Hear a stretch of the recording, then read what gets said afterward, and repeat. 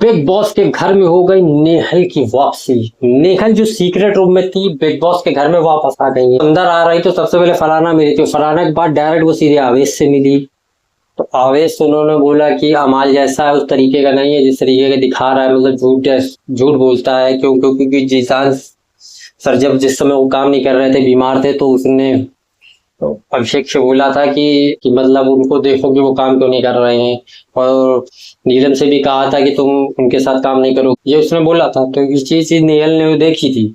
तो अभिषेक की ने भी कुल मिला के नेहल जिस हिसाब से इस बार आई है, इस हिसाब से किसी से लड़ नहीं रही है, बहुत ही सॉल्ट है।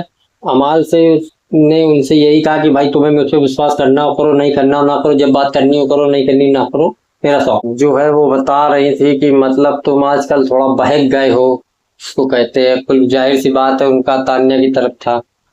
लेकिन एक बात ये भी है, क्योंकि जब वो सीक्रेट रूम में बैठी थी तो तान्या के बारे में कह रही थी कि उनका रिएक्शन कैसा होगा, और जाहिर सी बात है नेहल के आने से तान्या थोड़ा सा उनको फर्क पड़ा है। जीशान और बशीर की भी बात यही हो रही थी कि देखो वो आई है, इस ग्रुप में जाए जहाँ उस ग्रुप में जाए, इससे फर्क नहीं पड़ता, हमारे ग्रुप में आती है तो हमारे तरीके है, लेकिन ज्यादा इतना इंटरेक्शन है। और आते ही उन्होंने बशीर से बोला कि तूने मेरे को बचाया था एक बार, मैंने तेरे को इस बार जिता के अपना काम पूरा कर दिया है, कि मतलब अब हमारा टिट फॉर टेट कंप्लीट हो गया, कोई टेंशन अब नहीं है हम दोनों के बीच में।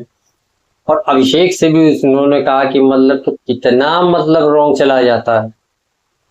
तो जाहिर सी बात है इस बार वो किसी से लड़ नहीं रही, जैसे पहले अभिषेक से लड़ जाती थी, वो लड़ जाती थी, या तो वो ये सब देखे कि जैसे, क्योंकि पिछली बार जब फरहाना आई थी तो वो तो एकदम से अग्रेसिव हो गई थी, लेकिन ये वो शॉर्ट करके चल रही है। उसी जगह फरहाना भी गई थी, उसी जगह नेहल भी गई है। अब आप पे डिपेंड करता है आप रिएक्ट कैसे करते हो सकता है नेहल जो है धीरे धीरे 2 दिन बाद एक एक चीज खोल के बताए। तो वीडियो की लेटेस्ट अपडेट में मेरे साथ बने रहिए, like share comment subscribe follow दोस्तों करके जाइएगा। जय श्री राम।